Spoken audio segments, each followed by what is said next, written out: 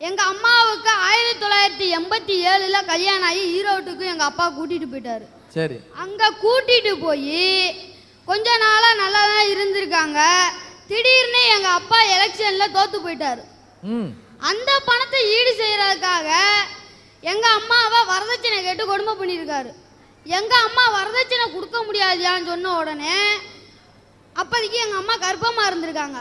ஏன்டி உனக்கு வரதட்சணையே கொடுக்க துப்பு இல்லையே, உனக்கு எதுக்குடி புள்ளைன்னு சொல்லி அந்த புள்ளைய கொண்டு விட்டாங்க. வகுத்துல இருக்கும் போது கலைச்சிட்டாங்க.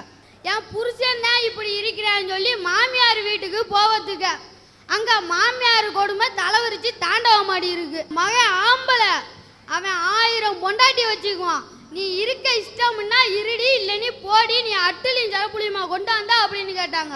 எங்க அம்மா நீ யாருமே எங்களுக்கு வேணாம் அப்படின்னு சொல்லிட்டு தனியா கொடுத்தன வந்து இருந்தா 7-8 வருஷத்துக்கு அப்புறம் திருப்பி எங்க கூட ஒண்ணு சேர்றேன்னு வந்தாரு. வந்துட்டு திருப்பி ஏதோ ஒரு பிரச்சனைனால ரோட்டு வரைக்கும் தரன்னு முடிய பிடிச்சி இழுத்துட்டு வந்து போட்டு அடிச்சு விட்டாரு. அடிச்சதுல எங்க அம்மா கட்டத்து வேலை செய்றவங்க. அடிச்சதுல அவங்க ஏற்கனவே ஒரு ஆள் சம்பாதிக்கிறனால ரொம்ப வீக்கு உடம்பு. அதனால அடிச்சதுல தாங்க முடியாம நெஞ்செலும்பு ஒடிஞ்சு போச்சு. இந்த மாதிரி இருக்கிற நிலைமையில எந்த பிள்ளையா இருந்தாலும் இதைத்தான் செய்வான். நான் ஒரு மாசமா ஸ்கூலுக்கு போகாம தெரு தெருவா பிளாஸ்டிக் பை பொறுக்கி எங்க அம்மாவை காப்பாத்தினையா.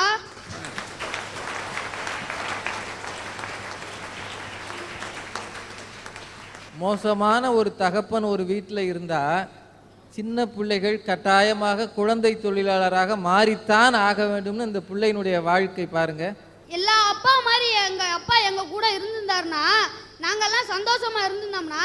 எங்க அண்ணன் இந்த வருஷம் படிப்பை நிப்பாட்டிட்டு வேலைக்கு போயிட்டு இருக்காயா, டாக்டர் பியூன் வேலைக்கு. எங்க அண்ணன் படிச்சிருப்பால.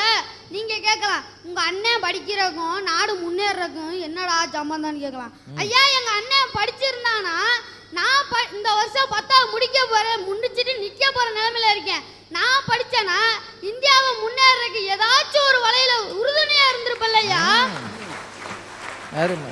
அப்ப கண்டிப்பா அதுல என்ன அடங்குதுன்னு பாருங்க. பெண் சிசு கொலை, ஒரு பெண்ணுக்கு கொடுமை, தொழிலாளர் நிலை, இதெல்லாம் ஒளிஞ்சாதான் 2010 கண்டிப்பா இந்தியா வல்லரசு ஆகுறாங்க. அருமை அருமையா.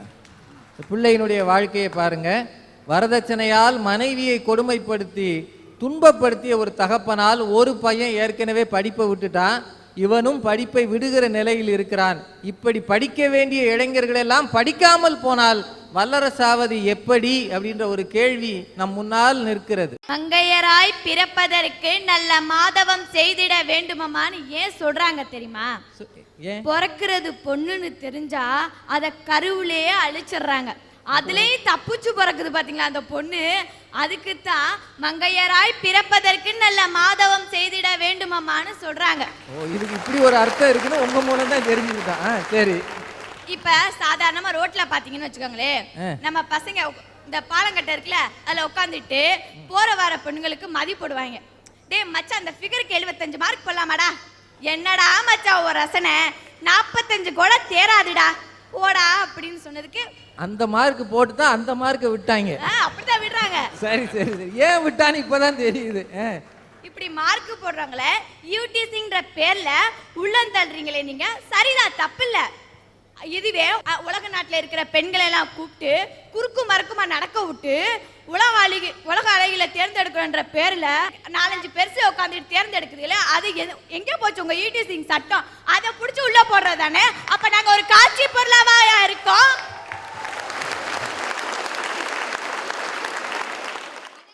சார் இவங்க நிலைமை பரவாயில்ல. நாங்க இவங்க வம்புழுத்தா எங்களை ஈவிடிசிங் கேஸ்ல உள்ள போட்டுருவாங்க. இவங்க எங்களை வம்புழுத்தா நாங்க எங்க போய் ரிப்போர்ட் பண்றது? படிப்புல ஃபர்ஸ்டாவும் பேச்சுல ஃபர்ஸ்ட் எல்லாத்தையும் ஃபர்ஸ்டா வர ஒரு பெண் திருமணத்துக்கு பிறகு 2வது செகண்ட் ரேங்க் மார்க் எடுக்கிற அளவுக்கு ஏயா இருக்கு. ஆண்கள் குடும்ப தலைவராகவும் நீங்க அவங்களுக்கு அடிபணிக்கிறவங்களாவும் ஏன் இருக்கு? அப்படிதான் இருக்கு. பேசாம ரேஷன் கார்டுல உங்க பேரை மேல போட்டுற வேண்டியதானே? இல்லையா, நாங்க ரேஷன் கார்டுல கேட்கவில்லை, வாழ்க்கையில முதல் உரிமை வேணும்னு கேட்க. வாழ்க்கையில முன்னுரிமை கேக்குறீங்க. ஆண்கள் உயர்ந்துகிட்டும் பெண்கள் தாழ்ந்த நிலையிலிருந்து எந்த நாடாவது வல்லரசாய் பார்த்திருக்கீங்களா? ஒரு ஆணு உயர்ந்த நிலையிலும் பெண்ணும் அது சமநிலையில இருந்தாதான் அந்த நாடு வல்லரசாகும். சார் அவனோட கடமையை பார்த்தா இந்த நாடு எழுதுறதுக்குள்ள வல்லரசு ஆயிடும். ஒரு ஆசிரியர் பாடம் நடத்திட்டு இருந்தாரு. உடனே டிஓ வேகமா இன்ஸ்பெக்ஷனுக்கு வந்துட்டாரு. யோ, எல்லாரும் கிளாஸ்க்கு வந்திருக்காங்களா? வந்திருக்காங்க சார். அட்டண்டன்ஸ் எடு. முத்து உள்ளேனையா, குத்து உள்ளேனையா, பிரபு உள்ளேனையா, ஸ்டாப். அந்த 3 பேர் எந்திரி. பார்த்தா ஒரே ஒரு பையன் எந்திரிக்கிறான். என்னடான்னு கேட்டா 3 பேருக்கு அவனே உள்ளேனையா போட்டிருக்கான். மீதி 2 பேர் எங்கடான்னு கேட்டா மீதி 2 பேர் வல்லவன் படம் பார்க்க போயிட்டாங்களாம். வல்லவன் பார்க்க போயிட்டாங்க. அவங்க தான் வல்லவங்க. உடனே டிஓ கேட்குறாரு, ஏன் சார் எல்லாரும் வந்திருக்காங்களான்னு கேட்டேன். அப்போ ஆமான்னீங்க. அவனே எல்லாருக்கும் உள்ளேனையா போடுறான். அப்பயும் நீங்கள் பார்த்துட்டு சும்மா இருக்கீங்க. தொப்புன்னு காலில் விழுந்துட்டாரு. சார் நான் வாத்தியார் இல்லை, சத்துணவு ஆர்கனைசரு, வரலாறு வாத்தியார், வரலாறு படம் பார்க்க போயிட்டாரு அப்படின்னாரு. ஓ, பையன் வல்லவன் போயிட்டா வாத்தியார் வரலாறு பார்க்க போயிட்டாரா? உடனே அந்த டிஓ சொன்னாரு, ஐயா நீ உண்மையை ஒத்துக்கிட்ட, நானும் உண்மையை ஒத்துக்கிறேன். நான் டிஓ கிடையாது, டிஓட கார் டிரைவர். அவர் அங்கே சில்லுன்னு ஒரு காதல் படம் பார்க்க போயிட்டாரு அப்படின்னாரு. இங்க யாருமே அவங்க கடமையை ஒழுங்கா செய்யல. அப்புறம் எப்படி நாடு முன்னேறும்? அடுத்து டிராபிக் போலீஸ் எடுத்துக்குவோம். சரி. 4 ரோடு இப்படி பிரியும். சரி. நடுவுல நின்னு வேலை பார்க்கறது தானே அவர் வேலை. ஆக்சிடென்ட் ஆகாம பாத்துக்கணும். அப்படிலாம் செய்யறது இல்ல. போய் ஒரு மூலையில நிக்கிறது. ஆக்சிடென்ட் நடந்தோடனே வேகமா ஓடி வந்து ரவுண்ட் போடுறது. இல்ல நான் தெரியாம தான் கேக்குறேன். டிராபிக் போலீஸோட வேலை ஆக்சிடென்ட் நடக்காம பாத்துக்கிறதா இல்ல முட்னா வந்து பிடிக்கிறதா? ஆக அவரும் சரியா வேலை செய்யறது. எல்லாம் வெறுத்து போச்சு. சார் மக்கள் தான் கடமையை ஒழுங்கா செய்யலன்னு நினைச்சு நான் வந்தேன். இங்க வந்து இந்த அக்காவையும் கண்ணு தெரியாதவங்க டான்ஸ் ஆடுறாங்களே அவங்களையும் பார்த்த அப்புறம் கடவுளே நீ கூட உன் கடமையை ஒழுங்கா செய்யலையேன்னு நினைக்க வச்சிருக்கேன்.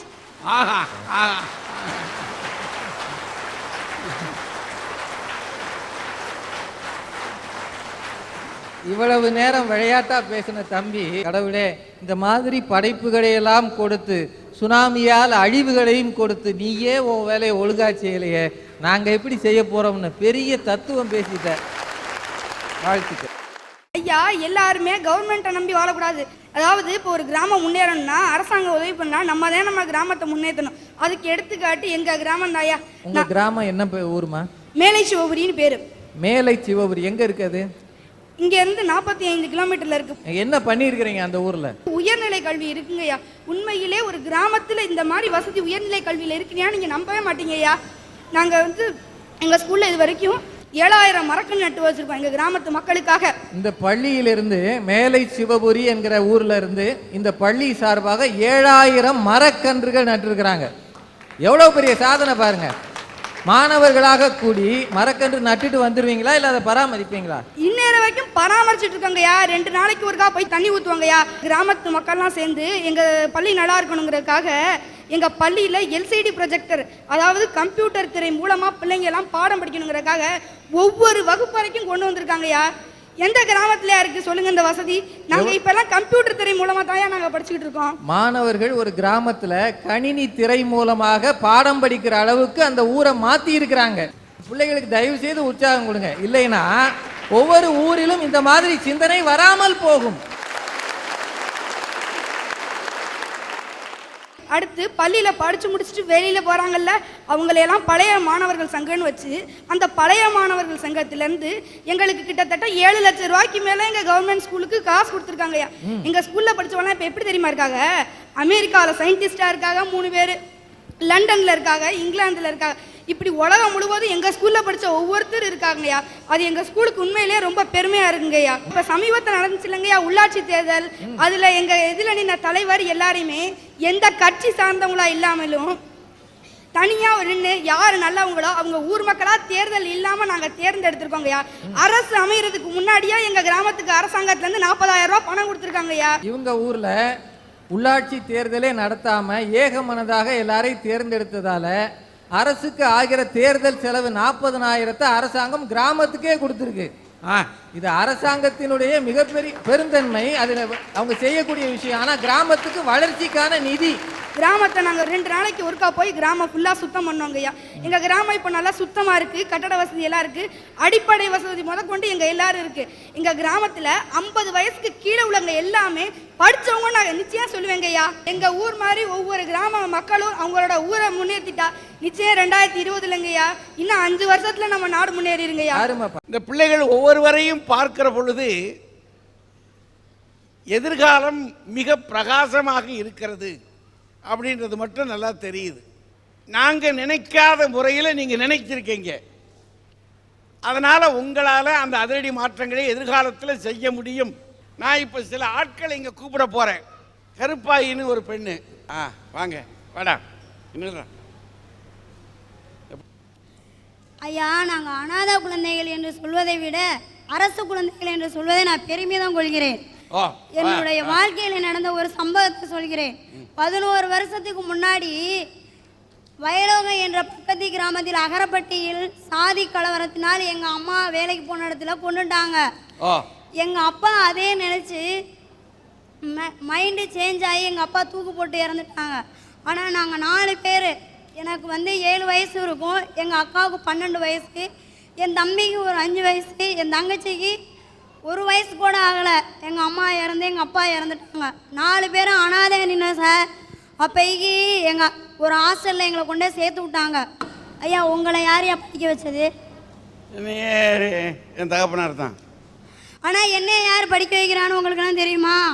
என் தம்பி 9th பாதியோட முடிச்சுட்டு அவன் என்னை படிக்க வைக்கிறாயா? என்ன என் தங்கச்சியும்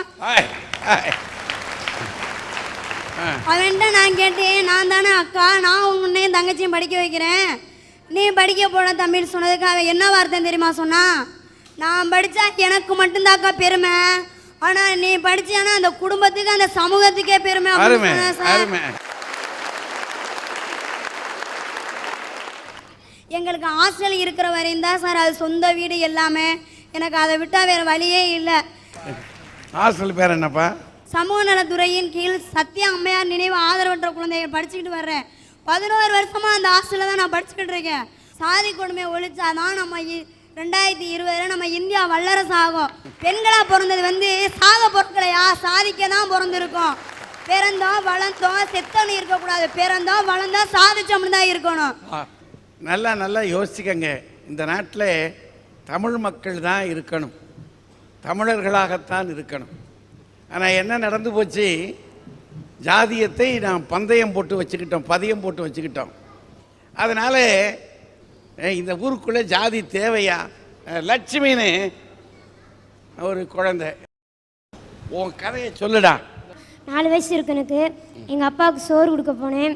அப்போதைக்கு எங்கள் அப்பாவுக்கு சோறு கொடுத்துட்டு நான் திரும்ப வரையில் குறுக்கு பாதையில் போயிட்டு இருந்தேன். ஒரு 4 பேர் என்னை அம்மாட்ட கூட்டி போகிறேன்னு சொல்லி என்னை கூட்டி போயிட்டாங்க, அதாவது கடத்திட்டு போயிட்டாங்க. அவங்க கூட்டி போய் ஒரு இடத்துல வச்சுருந்தாங்க, ஒரு ரூமில் அடைச்சி போட்டிருந்தாங்க. சாப்பிட்றதுக்கு சாப்பாடு கொடுத்தாங்க. கொஞ்ச நேரம் தூங்கி எழுந்திரிச்சு பார்த்தேன், அவங்க பேசிகிட்டு இருந்தாங்க. டே, இந்த பிள்ளைய கண்ணு நோண்டி பிச்சை எடுக்க வைக்கலாம்டா, கை காலெல்லாம் உடைச்சி பிச்சை எடுக்க வைக்கலாம்டா, நமக்கு நிறையா வசூலாகும், கண்ணை விற்றா நமக்கு நல்லா வசதியாக நிறையா வாழலாம் அப்படின்னு சொல்லிட்டு இருந்தாங்க. அதை கேட்டு நான் பயந்து அவங்கள்ட்ட தப்பிச்சு வந்துட்டேன். ஒருத்தவங்க வழியில் வந்திருக்காங்க, நீ யாருன்னு கேட்டாங்க. அவங்க அப்புறம் ஒவ்வொரு ஊராக கூட்டி போய் இது உங்கள் ஊரா இது உங்கள் ஊரான்னு காமிச்சாங்க. நான் இது இல்லை அப்படின்னு சொல்லிட்டு இருந்தேன். ஒரு ஊர் வந்துச்சு விராலிமலை, அதான் விராலிமலை. அந்த ஊரில் ஸ்கூல் இருந்துச்சியா, அது எங்கள் ஊரில் மட்டும்தான் ஸ்கூல் இருக்குன்னு நினச்சிட்டு ஸ்கூல் இருக்க ஊரை எங்கள் ஊர் சொல்லிட்டு. உனக்கு 4 வயசு? சரி. அங்கே ஹெட்மாஸ்டர்கிட்ட விட்டாங்க. ஹெட்மாஸ்டர் விட்டுட்டு அவங்க போயிட்டாங்க. சரி. ஹெட்மாஸ்டர் நீ யாருன்னு கேட்டாங்க. அப்புறம் நான் நடந்தது நான் சொன்னேன். அப்புறம் ஆசிரமத்தில் போய் விட்டாங்க. இந்த ஆசிரமா? வெள்ளையம்மா வள்ளலார் ஆசிரமம். வள்ளலார் ஆசிரமா? சரி. அங்கே தான் நான் 10 வருஷமாக வளர்ந்துட்டு வரேன். எங்கள் அம்மா பேர் மேரியா. உங்கள் அம்மா பேர் மேரி? சரி. எங்கள் அப்பா பேர் சுப்பிரமணியன். சுப்பிரமணியன். எங்கள் அண்ணன் பேர் பாஸ்கர். பாஸ்கர். எங்கள் அக்கா பேர் ஜான்சி ராணி. உலகமெங்கும் இந்த நிகழ்ச்சியை பார்த்து கொண்டிருக்கின்ற சன் டிவி நேயர்கள், இந்த பெண்ணை இப்ப பார்க்கிற நேயர்கள், எங்காவது இவர்களுடைய பெற்றோர்கள் இருப்பார்கள் நிச்சயமா. அவர்களுக்கு இந்த செய்தியை நீங்கள் கொண்டு போவீர்கள் என்று சொன்னால் இந்த குழந்தைக்கு நீங்கள் மிகப்பெரிய உதவியை செய்திருக்கிறீர்கள். அடுத்தது சங்கீதா. அனைவருக்கும் என்னுடைய வணக்கம். எங்கள் அப்பாவுக்கு எய்ட்ஸ் நோய் இருந்துச்சு, அதனால எங்கள் அப்பா இறந்துட்டாங்க. எந்த ஊர்? நான் லால்குடி திருமங்கலத்தில் இருக்கேன். லால்குடி கிராமம் தான். சரி. அவர் செஞ்ச அந்த அறியாமையால ஒரு பாவமரியாதை எங்கள் அம்மாவும் இறந்துட்டாங்க. ஓ, அவங்களுக்கு எய்ட்ஸ் வந்துருச்சு. சரி. அப்போ அவங்க 2 பேர் இறக்குறப்ப எனக்கு வயசு 10, என் தம்பிக்கு வயசு 5. இப்போ நான் ஒரு ஹாஸ்டலில் தங்கி படிக்கிறேன். என் தம்பியும் ஒரு அநாத ஆசிரமத்தில் சேர்த்து விட்ருக்காங்க. அவனை பார்த்தே 4 வருஷம் ஆச்சு. கடவுள் எனக்கு உள்ளத்தில் தான் நோயை கொடுத்தாரு, ஆனால் எனக்கு உடல்லையும் ஒரு நோயை கொடுத்துருக்காரு. எனக்கு வந்து மூளையில் வந்து கட்டி இருக்குது. ஓ ஓ அதனால என்னால் படிக்க முடியல. ஓ பாருங்களேன், இது 3வது கிராமம். கிராமத்தில் இருக்கக்கூடிய இளைஞன் திருமணம் பண்ணிக்கிட்ட பிற்பாடு எங்கேயோ போய் எய்ட்ஸை வாங்கிட்டு வந்திருக்கிறான். அவன் வாங்கி கொண்டு வந்து ஏதுமறியாத மனைவிக்கு அதை விளைவிச்சிட்டான். அதில் விளைந்த பிள்ளை விளைவு என்ன? அந்த தகப்பன் செய்த தவற்றுக்காக இந்த பிள்ளை தன்னுடைய மூளையில் கட்டியை சுமந்துக்கிட்டு இருக்கான். இப்போ இதே சுகப்படுத்தணும், இதற்கு அறுவை சிகிச்சை செய்ய வேண்டும் என்றால் எவ்வளவு பணம் ஆகும்? பரீட்சை எழுத முடியலை, மயக்கம் வருது, ஃபிட்ஸ் வந்துடுது இல்லையா? ஃபிட்ஸ் வந்துடுது. அப்படின்னா ஒரு பெண் குழந்தை என்னை பாடுபடும்ன்றதை யோசிச்சு பாருங்க. எங்கே போகணும், அதை எப்படி செய்ய வேண்டும் என்பதற்கு 2 உதாரணம் நாம் இங்கே மேடையில் கேட்டோம். 2 காண்டி. ஒரு பக்கம் மேலை சிவபுரி. இந்த பாப்பா பேசிச்சு பார்த்தீங்களா? நான் அதை ரொம்ப கவனமாக கேட்டுட்டு வந்தேன். இந்த மேலை சிவபுரியிலே அந்த ஊர்க்காரர்களே சேர்ந்து 7000 மரம். யோசிச்சு பாருங்க. இந்த பிள்ளைகள் 2 நாளைக்கு ஒரு முறை அதற்கு நீர் விடுவது மட்டுமல்ல, தூசு துப்பட்டைகள் இருந்தால் அப்புறப்படுத்துவது, வீதியை செதுக்குவது, செப்பனிடுவது என்று ஊர் சுகாதாரத்தை நமக்கு நாமே, நம் ஊருக்குள் நாமே செய்து முடித்து விட வேண்டும் என்று திட்டமிட்டு இந்த ஊர்க்காரர்கள் செய்திருக்கிறார்கள் என்று சொன்னால், கிராமத்துக்குள்ளே செயல்படுகிற மக்கள் இருக்கிறார்கள். இப்படியும் இருக்கு, இப்படியும் இருக்கு. அது ஒரு உதாரணமாச்சா? அந்த பக்கத்தில் அந்த பையன் உட்கார்ப்பா. அதான் நீங்க என்ன செஞ்சீங்க? அரசினர் மாணவர் விடுதி கட்டி கொடுத்தோம், தார்ச்சாலைகள் போட்டு கொடுத்தோம். ஊருக்கு அவங்களே சாலை போட்டுக்கிட்டாங்களாம். ஆச்சுங்களா? இன்னொரு பையன் ராஜேஷ்குமார், வாங்க வாங்கய்யா வாங்க. என் பேர் ராஜேஷ்குமார், 8th ஸ்டாண்டர்ட் படிக்கிறேன். கந்தான பிரச்சாரத்தில் ஈடுபட்டு இது வரைக்கும் 500 பேர் சேர்ந்து கந்தான உறுதிமொழி படிவம் வாங்கியிருக்கேன். ஃபஸ்ட்டு கம்பன் கழக விழாவில் பண்ணோம். அங்கே வந்து பார்த்தவங்களாம் விசிட்டிங் கார்டு வாங்கிட்டு போயிட்டு அவங்களாம் வந்து எங்களை ப்ரோக்ராமுக்கு கூப்பிட்டாங்க. நாங்கள் போயிட்டு கந்தான பிரச்சாரம் பண்ணோம். எங்களுக்கு வந்து நிறையா பேர் வந்து கந்தான ஒப்புதல் படிவம் அங்கேயும் கொடுத்தாங்க. சரி, அதாவது 8ஆம் வகுப்பு படிக்கக்கூடிய இந்த பிள்ளை, இவருடைய வயதில் 500 கண்டானங்கள் அது பெறுவதற்கான எல்லார்ட்டையும் ஒப்பந்தம் வாங்கிக்கிட்டார் இல்லையா? கையெழுத்து வாங்கியிருக்காரு. இதை மட்டும் இல்லை, கண்டானத்தின் அவசியத்தை பற்றி அங்கங்கே போய் பிரச்சாரம் பண்றார். இவர்கள் வயதில் நாளை போய் செய்ய போகிறது இருக்கட்டும், இன்றைக்கே நீங்கள் செய்வதற்கு உங்களுக்கு வேலைகள் இருக்கின்றன. அந்த வேலையை என்ன செய்கிறது? இவர் மாதிரி கண்டானம் பெறுவதற்கான வாய்ப்புகளை தேடிப்போவது ஒரு புறம், இன்னொரு புறம் உங்கள் ஊர் ஓய்வு பெற்ற பெரியவர்களை சந்தியுங்கள். 1. 2, உங்க ஊர்ல படிக்கிற பிள்ளைகள் ஆணும் பெண்ணும் ஒன்று சேருங்க. உங்கள் கிராமத்தை நீங்கள் நேசிப்பது உண்மை என்றால், இந்த நாட்டை வல்லரசாக ஆக்கப் போவது உண்மை என்றால், நீங்கள் செய்ய வேண்டிய வேலையை நாளை சாதிப்பதை காட்டிலும் இப்பொழுது நீங்கள் எல்லாரும் ஒன்று சேருங்கள். எல்லாரும் ஒன்றாக நின்று இந்த மண்ணை 2020க்குள் வளம் பெற்ற நாடாக, வல்லரசாக, எல்லா உலகங்களிலும் இருக்கக்கூடிய நாடாக நிமிரச் செய்வதற்கு நாம் செய்ய வேண்டிய வேலையை இப்போது கிராமங்களுக்குள்ளே நுழைவோம், கிராமங்களை சீர்திருத்துவோம், ஊருக்குள்ளே இருக்கிற ஜாதி அவலங்களை போக்குவோம், ஊருக்குள்ளே இருக்கின்ற ஒற்றுமையின்மையை போக்குவோம். நாம் எல்லாரும் ஒரு தாயின் பிள்ளைகள் என்பதை நிலைநிறுத்துவோம் என்று கூறி சன் டிவியின் அரட்டை அரங்கம் நிறைவு செய்கிறது. வாழ்த்துக்கள், நன்றிகள், வணக்கம்.